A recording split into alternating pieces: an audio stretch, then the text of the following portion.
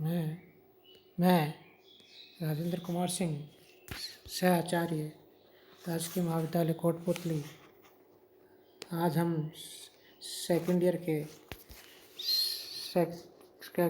First paper में British सम्राट व राजमुकुट का अध्ययन करेंगे। इंग्लैंड में आज भी सम्राट विद्यमान है, लेकिन व्यवहार में वहाँ लोकतंत्र है। ब्रिटिश संविधान में एक ऐसा समय रहा है जब सम्राट वैधानिक वास्तविक शासक होता था। उसकी शक्तियाँ असीमित निरंकुश थी। वह राज भी करता था और शासन भी। उस समय राज्य और राजमुकुट में कोई अंतर नहीं था। राजा ही राजमुकुट के समस्त अधिकारों और विशेषाधिकारों का प्रयोग करता था। किंतु आज परिस्थितियाँ बदल गई है और राजा और राजमुकुट में अंतर माना जाने लगा है। आज का राजा वास्तविक शासक नहीं है, वह शासन का केवल संवैधानिक प्रधान है। वह राज करता है पर शासन नहीं। सम्राट की स्थिति एवं उसके अधिकारों में यह परिवर्तन एकाएक नहीं हुआ, वरन इतिहास के लंबे काल के दौरान हुआ। 1688 की गौरवपूर्ण क्रांति द्वारा सम्राट का पद संसद के अधीन कर दिया गया एवं राजा तथा मुकुट में भेद किया जाने लगा। अतएव आधुनिक समय में राज्य के दो स्वरूप हैं। प्रथम राजा व्यक्ति के रूप में और द्वितीय राजा संस्था के रूप में। पहले को राजा या सम्राट, दूसरे को राजमुकुट कहते हैं। वैधानिक सत्य, राजनीतिक असत्य। आज से लगभग 125 वर्ष पूर्व बेजाट ने कहा था कि महारानी विक्टोरिया सेना को बर्खास्त कर सकती है, ब्रिटानी के विजय हेतु युद्ध छेड़ सकती है, प्रत्येक प्रजा को पीर बना सकती है या कोई भी अन्य विनाशकारी कार्य कर सकती है। निसंदेह कुछ शताब्दी पहले सम्राट इन शक्तियों का निरंकुश रूप से उपयोग करता था, लेकिन आज सम्राट की शक्ति की रूपरेखा एक वैधानिक सत्य है। राजनीतिक सत्य तो यह है कि शासन शक्तियों का प्रयोग सम्राट द्वारा नहीं अपितु राजमुकुट द्वारा होता है। सम्राट और राजमुकुट में अंतर। ग्लैडस्टोन के अनुसार अंग्रेजी संविधान के साहित्य में अनेक सूक्ष्म भेद है, पर उनमें से उतना अधिक महत्वपूर्ण कोई नहीं है जितना महत्वपूर्ण राजा और राजमुकुट का भेद है। यथार्थ में राजा वह व्यक्ति होता है जो उन शक्तियों का प्रयोग करता है जिनका प्रतीक राजमुकुट होता है, जबकि राजमुकुट शासन का प्रतीक है। प्राचीन काल में भी यही अंतर था, पर उस समय उसका कोई वैधानिक महत्व नहीं था क्योंकि उस समय राजा राजमुकुट में कोई अंतर नहीं था। राजा राजमुकुट था तथा राजमुकुट राज्य था, और राजमुकुट की सभी शक्तियों का प्रयोग राजा स्वयं करता था। पर राजतंत्र के लोकतंत्रीकरण के फलस्वरूप राजा और राजमुकुट के भेद का महत्व बड़ा महत्व हो गया। उसको बिना समझे अंग्रेजी संविधान को अच्छी तरह नहीं समझा सकता। दोनों का अंतर निम्न प्रकार है। राजमुकुट एक संस्था है तथा राजा एक व्यक्ति है। राजा और राजमुकुट में एक महान अंतर यह है कि राजा एक व्यक्ति है और राजमुकुट एक संस्था। निरंकुश राजतंत्र के स्थान पर ब्रिटेन में अब सीमित या वैधानिक राजतंत्र स्थापित कर दिया गया है। इससे अभिप्राय यह है कि पहले जो शक्तियाँ और विशेषाधिकार राजा के व्यक्तिगत रूप से प्राप्त थे, वे अब राजमुकुट नाम की संस्था को हस्तांतरित कर दिए गए हैं। ऑक के कथनानुसार आजकल क्राउन एक संस्था, एक कार्यालय, एक कृत्य बन गया है। उनके शब्दों में क्राउन वह संस्था है जिसको सुने प्राय वे सभी परमाधिकार और शक्तियाँ हस्तांतरित की गई है जो कभी व्यक्तिगत रूप से राजा की हुआ करती थी। क्राउन रूपी संस्था में राजा, मंत्री और संसद तीनों सम्मिलित है। राजा नश्वर है, राजमुकुट अमर है। व्यक्ति होने का राजा मरता है, परंतु राजमुकुट अमर है। ब्लैकस्टोन ने लिखा है, हेनरी एडवर्ड या जॉर्ज मर सकते हैं, लेकिन सम्राट इन सबसे अधिक जीवित रहता है। उसका अभिप्राय है कि सम्राट व्यक्ति के रूप में मर सकता है, परंतु उसका पद, जिसे राजमुकुट कहा जाता है, अमर है। इसी तरह इंग्लैंड में यह उक्ति प्रसिद्ध है, सम्राट मर गया, सम्राट चिरंजीव हो। इसका भी यह अर्थ है कि सम्राट व्यक्ति के रूप में मर गया, परंतु उसका राजमुकुट सदा अमर रहे। नंबर 3, राजा मूर्तिमान है, राजमुकुट अमूर्त है। राजा एक शरीरधारी व्यक्ति है, राजमुकुट एक अमूर्त विचार या अवधारणा है। वह हमेशा दिखाई नहीं देता, वह एक अदृश्य संज्ञा है। मैथी-थॉट के शब्दों में यदि ये कहा जाए कि राजमुकुट व्यक्ति रूपी राजा से सर्वथा भिन्न एक अमूर्त वैदिक इकाई है। नंबर 4, राजा राजमुकुट का अंग है। राजा राजमुकुट का अवयवभूत अंग है। इसके अतिरिक्त मंत्रिपरिषद तथा संसद मिलकर राजमुकुट का निर्माण करते हैं। राजमुकुट की शक्तियों का प्रयोग राजा सामान्यतः जनसाधारण के प्रतिनिधियों द्वारा करता है। राजमुकुट के पास विशाल शक्तियाँ हैं। राजा केवल रश्मि प्रधान है। चार्ल्स पैट्रिक का कहना है कि राजमुकुट ब्रिटिश संविधान की ऐसी चूल है जिसके ऊपर संपूर्ण संविधान टिका हुआ है। राजमुकुट की शक्तियाँ बहुत अधिक है। इन शक्तियों का प्रयोग राजा व्यक्तिगत रूप से नहीं करता। यदि वह इन शक्तियों का प्रयोग स्वयं ही करने लगे तो वह नामात्र के रश्मि प्रधान होने के स्थान पर एक अत्यंत शक्तिशाली शासक हो जाएगा। राजमुकुट के कार्यों के लिए राजनीतिक दृष्टि से मंत्री उत्तरदायी है।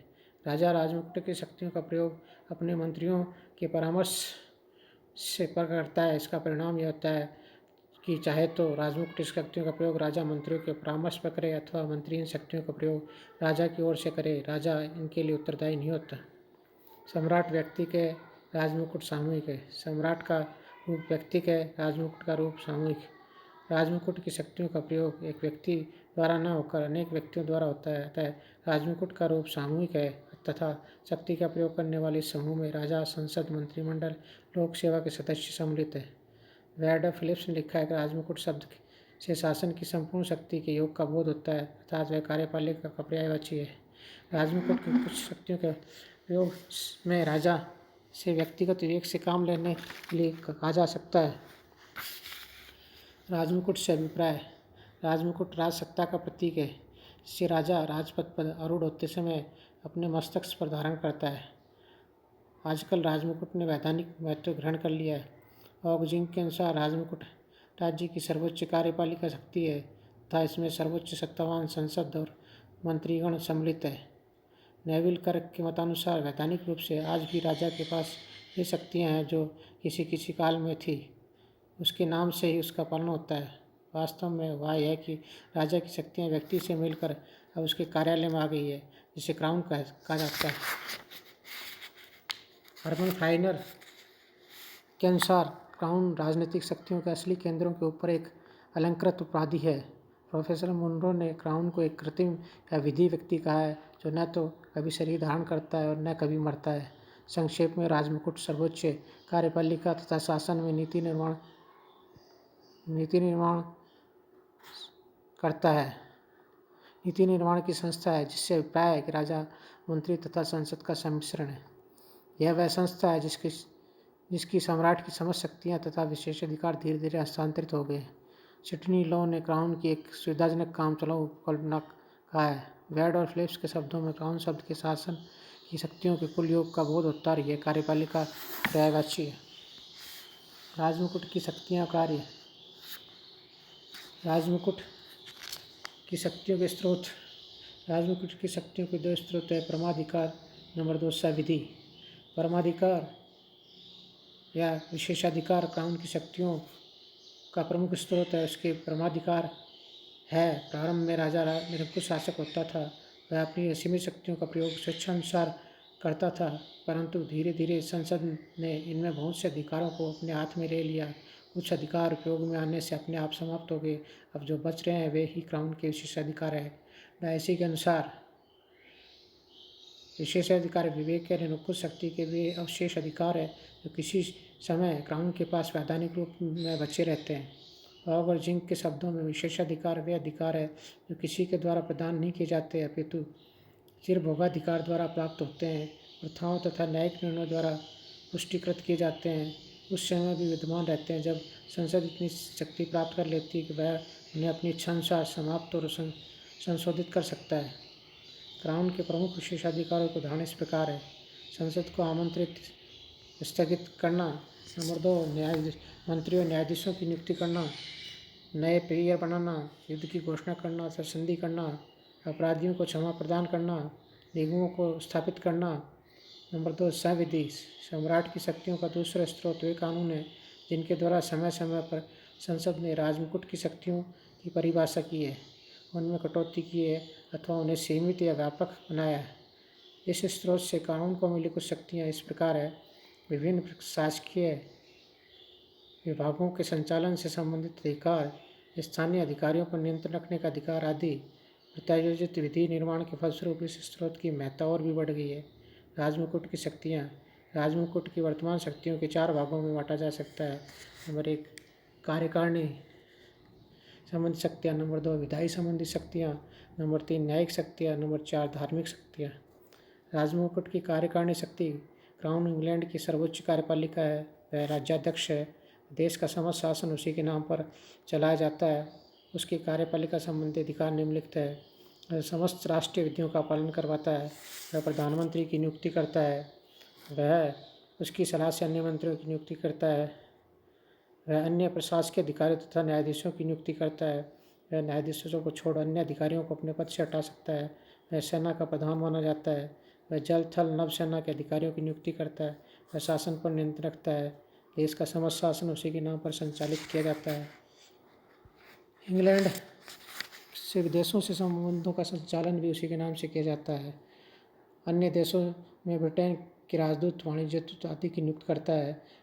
वह अन्य देशों के राजदूतों से परिचय पत्र ग्रहण करता है। वह उपनिवेशों के शासन की देखभाल करता है। वह उपनिवेशों के गवर्नरों तथा अन्य उच्चाधिकारियों की नियुक्ति करता है। इंग्लैंड के राष्ट्रीय कोष का नियंत्रण, उसका संचालन करता है। देश का आय व्यय भी उसी की ओर से प्रस्तुत किया जाता है। वह स्थानीय सरकारों के कार्यों की देखरेख तथा नियंत्रण करता है। इस प्रकार स्पष्ट है कि प्रशासन के क्षेत्र में क्राउन की शक्तियाँ बहुत ही महत्वपूर्ण और व्यापक है। नंबर 2 राजमुकुट की विधायी शक्तियाँ। राजमुकुट को व्यवस्थापन संबंधी अनेक शक्तियों प्राप्त है। वस्तुतः ये शक्तियाँ राजमुकुट और संसद की सम्मिलित है। वैधानिक दृष्टि से इंग्लैंड में कानूनों का निर्माण राजा संसद द्वारा करता है। राजमुकुट संसद को बुला सकता है और भंग भी कर सकता है तथा नए पीढ़ बनाने की अपनी शक्ति के द्वारा कानून निर्माण पर भी प्रभाव डाल सकता है। संसद द्वारा पारित प्रत्येक विधि पर राजा की स्वीकृति आवश्यक है। सम्राट संसद के समक्ष उद्घाटन भाषण देता है। राजमुकुट अध्यादेश निकल सकता है। वह उपनिवेश के संबंध में घोषणाएं करता है। राजमुकुट प्रदत्त व्यवस्थापन की व्यवस्था के अंतर्गत अनेक नियम उपनियम बनाता है। राजमुकुट की न्यायिक शक्तियाँ। राजमुकुट न्याय का स्रोत है। सभी न्यायालय राजमुकुट द्वारा स्थापित किए गए हैं। सारा न्याय कार्य राजमुकुट के नाम पर ही चलता है। राजमुकुट ही न्यायाधीशों की नियुक्ति करता है। समस्त फौजदारी मुकदमों पर राजमुकुट विचार करता है। राजमुकुट प्रिवी काउंसिल की न्यायिक समिति की राय पर उपनिवेशों कुछ डोमिनियों से आने वाली अपीलों को सुनता है। राजमुकुट क्षमा और दंड के अधिकारों का प्रयोग करता है। राजमुकुट की धार्मिक शक्तियाँ हैं। एंग्लिकन तथा प्रेस्बिटेरियन राज्यों के अवयव में उसका नियंत्रण राजमुकुट द्वारा तथा संसद द्वारा होता है। इंग्लैंड के स्थापित चर्च के प्रमुख होने के नाते वह कैंटरबरी तथा यॉर्क आर्चबिशपों, मिशनों, अन्य चर्चों के पदाधिकारियों को नियुक्त करता है। राजा की अनुमति से ही चर्च ऑफ इंग्लैंड की राष्ट्रीय सभा की समस्त कार्रवाई होती है।